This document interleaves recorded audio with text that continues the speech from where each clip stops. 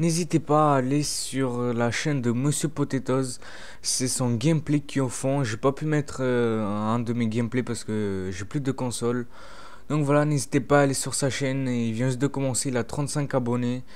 Et il fait des vidéos sur GTA, Call of Duty, presque tous les Call of. Donc voilà, n'hésitez pas à aller sur sa chaîne.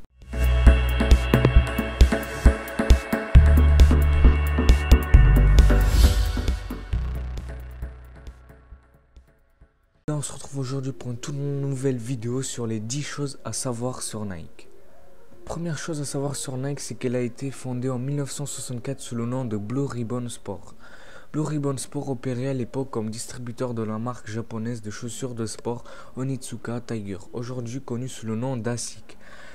Blue Ribbon Sport est officiellement devenu Nike en 1971.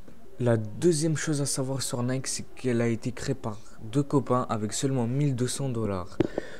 La fabuleuse histoire de Nike commence grâce aux deux fondateurs Bill Bowerman, entraîneur sportif, et Phil Knight, coureur de demi-fond originaire de Portland, inscrit à l'université d'Oregon.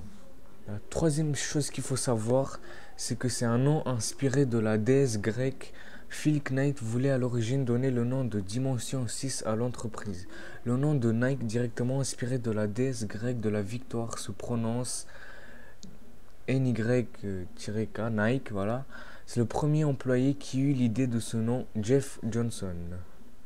La quatrième chose qu'il faut savoir, la première Nike faite dans un gaufrier, c'est Bill Bowerman qui un matin prenait des gaufres pour son petit déjeuner, eut l'idée, celle de faire des chaussures avec des motifs rainurés comme une gaufre sous la semelle pour permettre aux athlètes une meilleure adhérence sur les pistes des courses de la Nike Waffle Trainer. Excusez-moi pour ce petit accent d'anglais.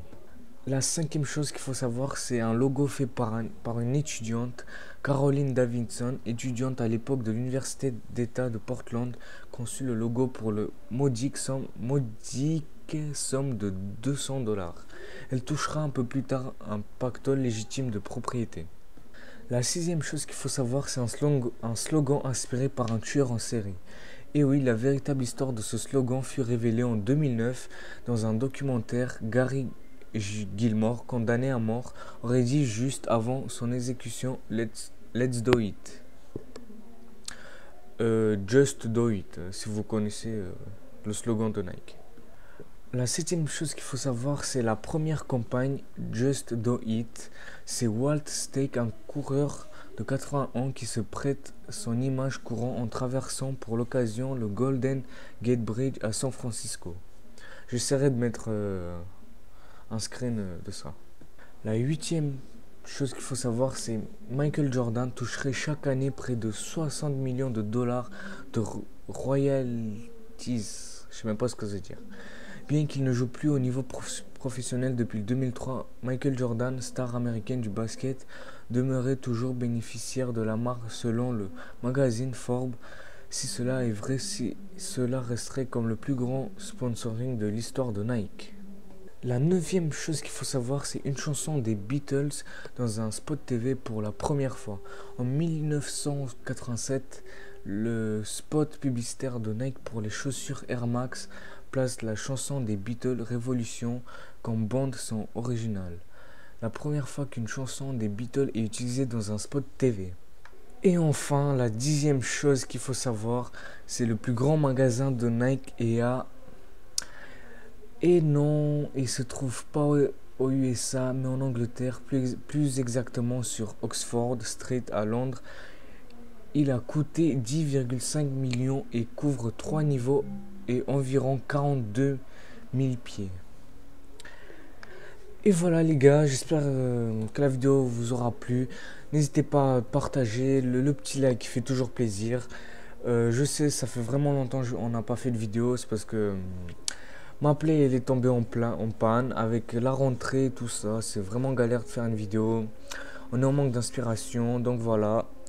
Pour la vidéo, j'essaierai de mettre des screens et tout. Moi, je vous dis à la prochaine et à plus. Une entrée dans le bar total ce soir. Là, viens t'asseoir. Là, Oussama n'est pas là. Profite-en, mais si t'es pas correct, c'est par là. Sur ce, je réponds à son père. Mima, j'perds pas mon temps, poto, chez moi, pas de cinéma. Et si cette gars, tu m'appelles, tu me connais, je suis pas bilingue, je parlerai pas chinois.